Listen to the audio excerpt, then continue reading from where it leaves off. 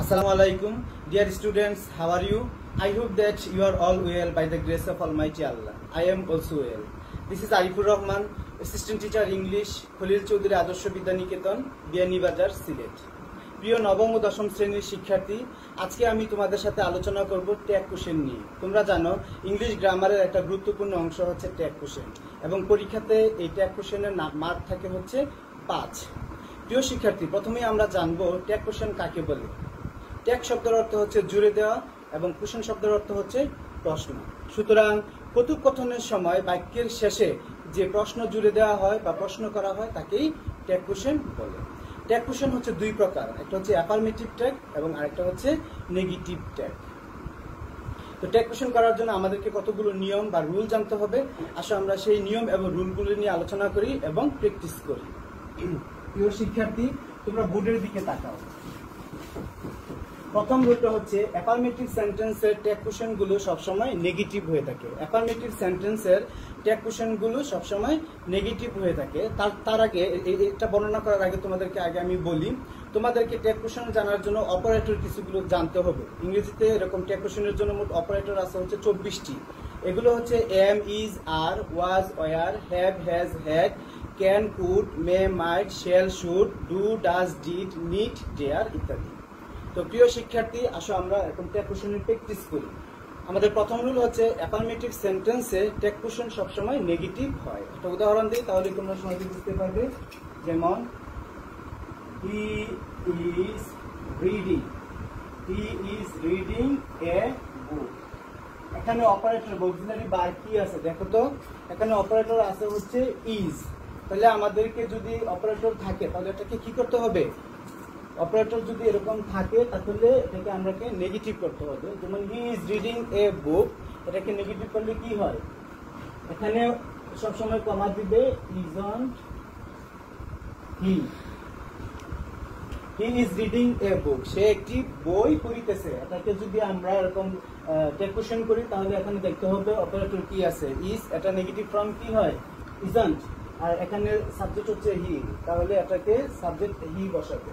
একটা উদাহরণ দেই, they are catching fish, they are catching fish.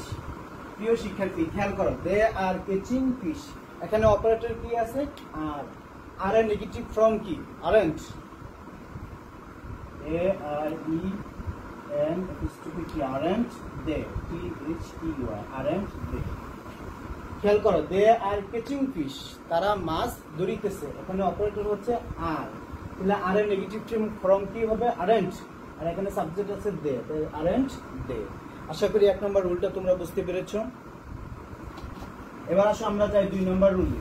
2 number rule হচ্ছে নেগেটিভ সেন্টেন্সের ট্যাগ কোশ্চেন গুলো, নেগেটিভ সেন্টেন্সের ট্যাগ কোশ্চেন গুলো সবসময় অ্যাফার্মেটিভ হয়ে থাকে। সেন্টেন্সটা যদি নেগেটিভ হয় তার ট্যাগ কোশ্চেনটা কি হবে? অ্যাফার্মেটিভ হবে। আসলে উদাহরণ দেই,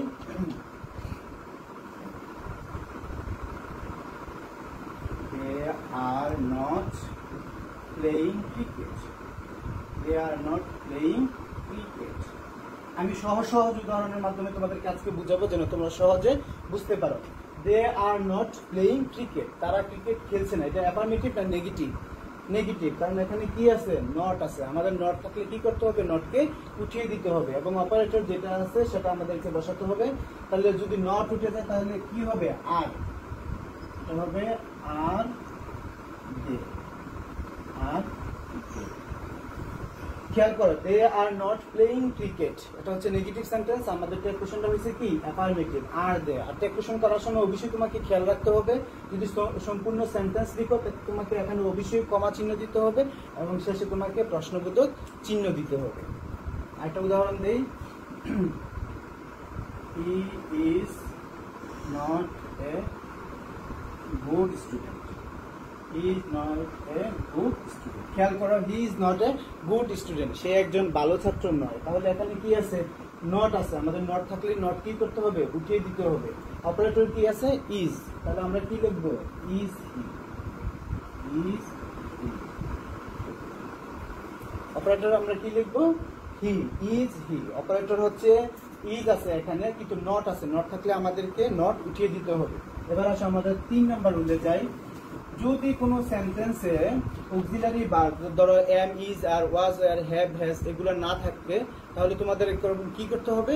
মূল ভার্ব দ্বারা, মূল ভার্ব যেটা আছে ওটা অনুযায়ী তোমাকে কাজ করতে হবে। যেমন 1 নম্বর উদাহরণ দেখো, আই ইট রাইস। সহজ উদাহরণ দিলে আই ইট রাইস, এটা কোন টেন্সে আছে? প্রেজেন্ট টেন্সে। এখানে অপারেটর কিছু আছে কি? অপারেটর কিছুই নেই। তো অপারেটর না থাকলে, প্রেজেন্ট ইনডিফিনিট টেন্স থাকলে আমাদেরকে বসাতে হবে ডু। অ্যাফার্মেটিভ সেন্টেন্স আছে, তাহলে এটাকে আমরা কি লিখবো? নেগেটিভ লিখতে গেলে ডোন্ট আই। একটা উদাহরণ দেই, হি ড্র্যাঙ্ক ওয়াটার। হি ড্র্যাঙ্ক ওয়াটার। দেখো প্রিয় শিক্ষার্থী, এখানে আছে ড্র্যাঙ্ক, ড্রিঙ্ক, ড্র্যাঙ্ক, ড্রাঙ্ক। এটা হচ্ছে পাস্ট ফর্মে আছে, পাস্ট টেন্সে আছে। পাস্ট টেন্সে থাকলে তোমরা সবসময় বসাবো হচ্ছে ডিড নট। যদি অ্যাফার্মেটিভ থাকে, হি ড্র্যাঙ্ক ওয়াটার, তাহলে এটা আনসারটা কি হবে? ডিডন্ট। ডিডন্ট। আর ধরো প্রেজেন্ট টেন্সও নাই, আবার হচ্ছে প্রেজেন্ট ইনডিফিনিট টেন্স বা পাস্ট ইনডিফিনিট টেন্সও নাই, কিন্তু প্রেজেন্ট ইনডিফিনিট টেন্স আছে এবং সাবজেক্ট হচ্ছে থার্ড পারসন সিঙ্গুলার নাম্বার এবং ভার্বের শেষে এস বা ইএস দেওয়া আছে। তো ওই ক্ষেত্রে ব্যবহার করতে হবে ডাজ। যেমন উদাহরণ দিই, he likes flower. He likes flower. সে ফুল পছন্দ করে। কি পছন্দ করে? ফুল। He likes flower. এখানে কোনো এরকম অপারেটর নাই, না থাকলে দেখতে হবে যে এখানে মূল ভার্ব কি আছে? লাইকস, এবং ভার্বের শেষে কি আছে? এস আছে। তো এস থাকলে আমাদের কি বসাতে হবে? ডাজ। যেহেতু অ্যাফার্মেটিভ সেন্টেন্স, সুতরাং আমরা বসাবো ডাজন্ট। আর সাবজেক্ট আছে হি, আমরা অপারেটর হিসেবে হি বসাবো। এটা আনসারটা কি হবে? ডাজন্ট হি। তো প্রিয় শিক্ষার্থী, আশা করি 3 নম্বর রুলটা তোমরা খুব ভালোভাবে বুঝতে পেরেছো। এবার আসো 4 নম্বর রুলে। কিছু নেগেটিভ শব্দ আছে যেগুলো এমনিতেই না বোধক শব্দ বোঝায়। যেমন never, hardly, few, seldom, little. এই শব্দগুলো থাকলে মনে করবা যে এইগুলোর মানে হচ্ছে নট, এবং এই সেন্টেন্সে নট বসাতে হবে না। টেক কোশ্চেন করার সময় ওখানে নট বসাতে হবে না। যেমন উদাহরণ দেই, হি সেলডম কামস হিয়ার। সে এখানে কদাচিৎ আসে। তাহলে এখানে কি আছে? কোনো অপারেটর আছে কি? অক্সিলারি ভার্ব অপারেটর যে 24টা, তার মধ্যে কোনো অংশ আছে কি? নেই। এবং একটা নেগেটিভ শব্দ আছে, কি আছে? সেলডম। এটা মানে এমনি না বোধক। তো না বোধক হলে আমরা নট বসাতে পারবো না। আর যেহেতু এখানে কামস, ভার্বের শেষে এস আছে, তাহলে আমরা কি বসাবো? ডাজ। এটা হবে ডাজ হি। Does he. তারপর দেখো, he never. He never disturbs. He never disturbs me. সে কখনো আমাকে কি করে না? সে ডিস্টার্ব করে না। তো নেভার শব্দ থাকলে তো এমনিতেই নট আছে, আর আমরা নট বসাবো না। যেহেতু ডিস্টার্বস আছে, ডিস্টার্বের এমনি ক্রিয়াপদে দেখো এস আছে, থাকলে আমরা কি করবো? ডাজ। Does he.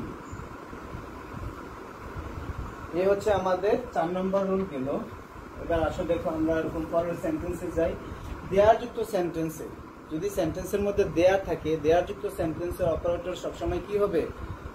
দেয়ারই বসাতে হবে। যেমন উদাহরণ দিই, দেয়ার যুক্ত সেন্টেন্সের দেয়ারকে সাবজেক্ট হিসেবে ব্যবহার করে টেক কোশ্চেন করতে হয়। যেমন there is a little water. There is a little water in the jar. There is a little water in the jar. তাহলে আমাদের এখানে কি আছে? লিটল আছে। লিটল মানে তো এমনিতেই নেগেটিভ। তাহলে আমাদের অপারেটর আছে কি? ইজ। লিখবা হচ্ছে, এটা ইয়া হবে না, আমি একটু নিচে লিখে দেই, ইজ হিয়ার। Is here.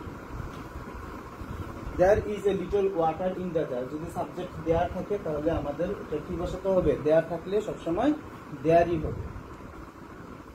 তারপরে রুলে যে আসো, যদি সেন্টেন্সে দেখো এই বিষয়টা নিয়ে সবচেয়ে বেশি এরকম বিভ্রান্তি ছড়ায়। ইম্পারেটিভ সেন্টেন্স যদি কোনো থাকে, ক্যান, কুড, এরকম অনেক কিছু বসানো যায়, কিন্তু তোমরা ওই পুলাতে যাবে না। একবারে সহজ একটা নিয়ম দিয়ে দিই আমি, সেটা হচ্ছে যদি ইম্পারেটিভ সেন্টেন্স থাকে তাহলে তোমরা এরকম চোখ বন্ধ করে উইল ইউ ব্যবহার করে দিবে। তাহলে কোনো টিচারই তোমাকে মার্ক কাটবে না। তোমার জন্য সহজ, বিভ্রান্তিতে পড়তে হবে। তাহলে আসো দেখো, নাম্বার হচ্ছে open the door, open the door. কি করো? দরজাটি খুলো। ওপেন দ্য ডোর, দরজাটি খুলো। তাহলে এটা কি আদেশ করা হচ্ছে? আদেশ করা মানে কি? Imperative sentence. তো ইম্পারেটিভ সেন্টেন্স যদি থাকে তোমরা সবসময় ব্যবহার করবে উইল ইউ, উইল ইউ। দেই read the book, read the book, read the book, বইটি পড়ো। এটা কি সেন্টেন্স? প্রিয় শিক্ষার্থী দেখো, রিড দ্য বুক এটা হচ্ছে ইম্পারেটিভ সেন্টেন্স। পড়ো, বইটি পড়ো। তাহলে ইম্পারেটিভ সেন্টেন্স থাকলে তোমরা কি করবা? উইল ইউ, উইল ইউ ব্যবহার করবে। এটা একটা সহজ নিয়ম দিলাম, আর বিভ্রান্তিতে তোমরা জড়াবে না। ইম্পারেটিভ সেন্টেন্স থাকলেই তোমরা উইল ইউ ব্যবহার করবে। এবার আসো, ডোন্ট যুক্ত সেন্টেন্সে সবসময় কি ব্যবহার করতে হয়? ডোন্ট, ডোন্ট যুক্ত সেন্টেন্সে সবসময় উইল ইউ ব্যবহার করতে হয়। ডোন্ট দ্বারা যদি কোনো সেন্টেন্স শুরু হয় তাহলে তুমি ব্যবহার করবে উইল ইউ। যেমন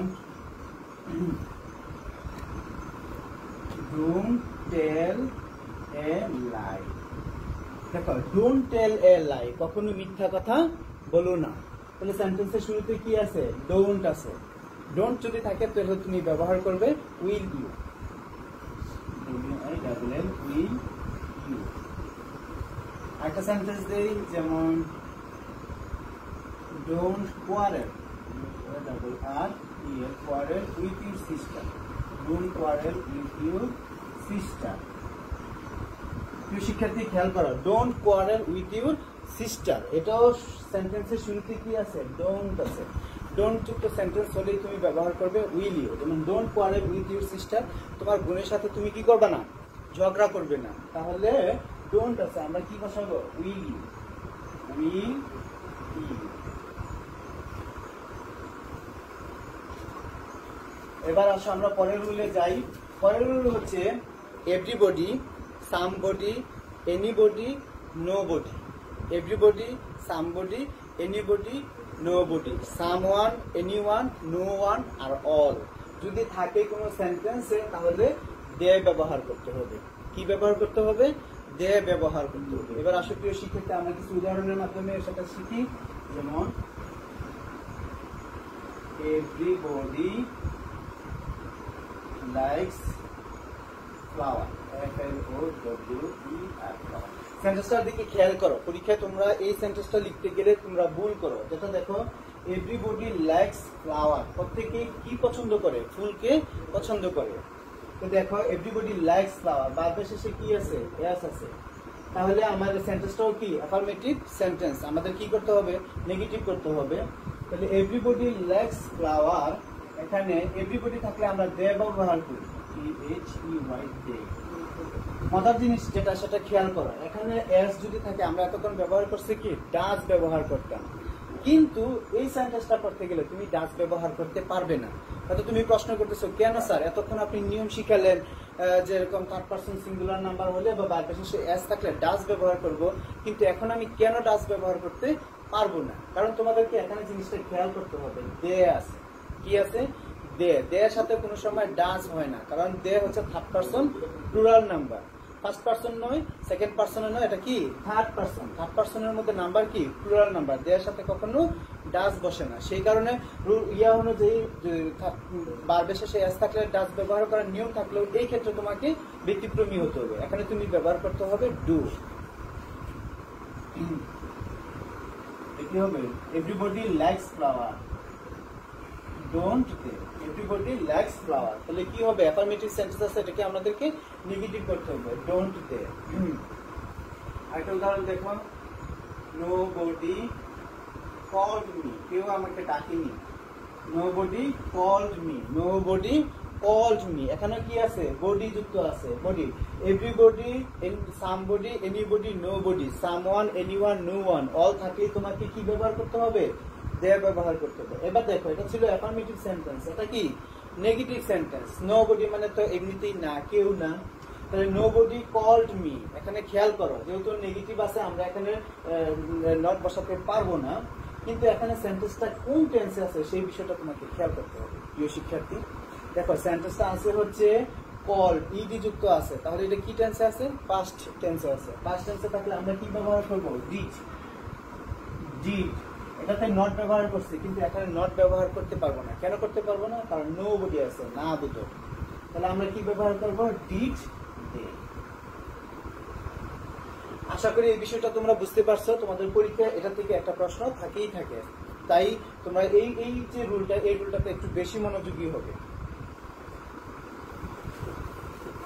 তারপরে আছে হচ্ছে দেখো, anything, something, everything, nothing.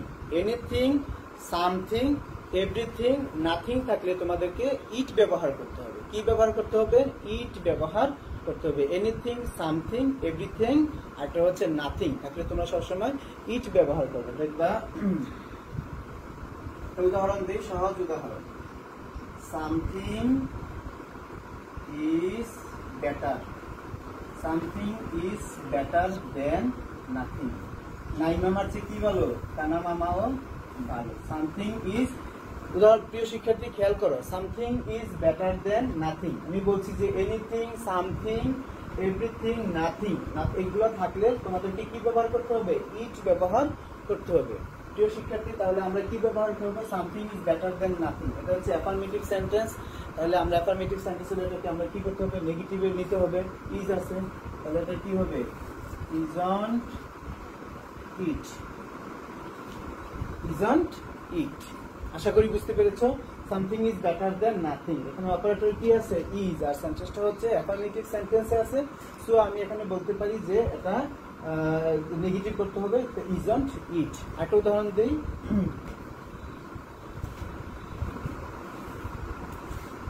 Anything will do. Anything will do সেন্টেন্সে খেয়াল করো, এটা কি হাবুদক না না বুদক? হাবুদক। তাহলে এখানে অপারেটর কি আছে? উইল। উইল থাকলে উইলের নেগেটিভ ফর্ম কি হয়? Won't. Won't it. Won't it. Won't it. এবার আসো আমরা দেখি পরের রুলে যাই। হচ্ছে সাহায্যকারী ভার্বযুক্ত এক্সক্লেমেটরি সেন্টেন্সে, সাহায্যকারী ভার্বযুক্ত এক্সক্লেমেটরি সেন্টেন্সে ইজন্ট অথবা আরেন্ট বসে।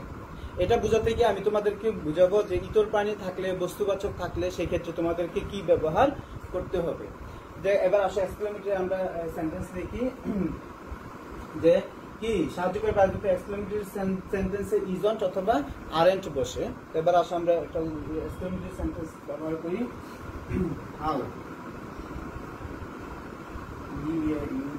How beautiful the she is। দেখো সেন্টেন্সটা কি লিখছি? How beautiful girl she is. বালিকাটি কতই না সুন্দর। তাহলে এখানে অপারেটর কি আছে? ইজ, এবং এখানে কি আছে? শি। এটা সেন্টেন্সটাকে আগে তোমাকে বুঝতে হবে, এটা কি অ্যাফার্মেটিভ সেন্টেন্স নাকি নেগেটিভ সেন্টেন্স। এটা হচ্ছে অ্যাফার্মেটিভ সেন্টেন্স, কারণ এখানে কোনো নট নেই। তাহলে আমরা কি বসাবো? Isn't. Isn't she. Isn't she. একটা উদাহরণ দেই,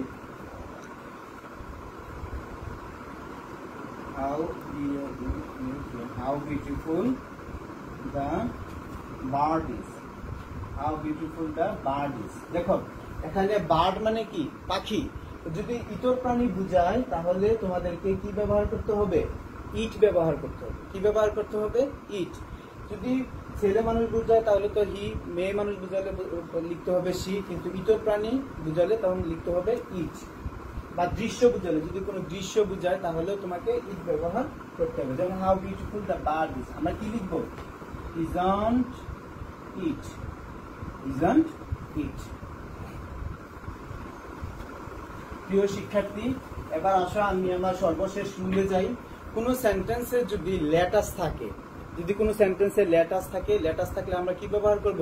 শেয়াল উইথ দ্বারা সেন্টেন্সটাকে এরকম আমরা লেটাস থাকলেই আমরা শেয়াল উইথ ব্যবহার করব। লেটাস, দেখো উদাহরণ, let us play cricket. Let us play cricket. Let us play cricket. চলো আমরা কি করি? ক্রিকেট খেলি। তাহলে যদি লেটাস থাকে একদম চুপ বন্ধ করে লিখে দিবা শেল উই। শেল। একটা উদাহরণ দিই, let us go to picnic। দেখো, let us go to picnic, চলো আমরা পিকনিকে যাই। আমরা কোথায় যাই? যে চলো আমরা পিকনিকে যাই। যদি লেটের পরে আস থাকে তাহলে আমরা কি ব্যবহার করব? Shall we.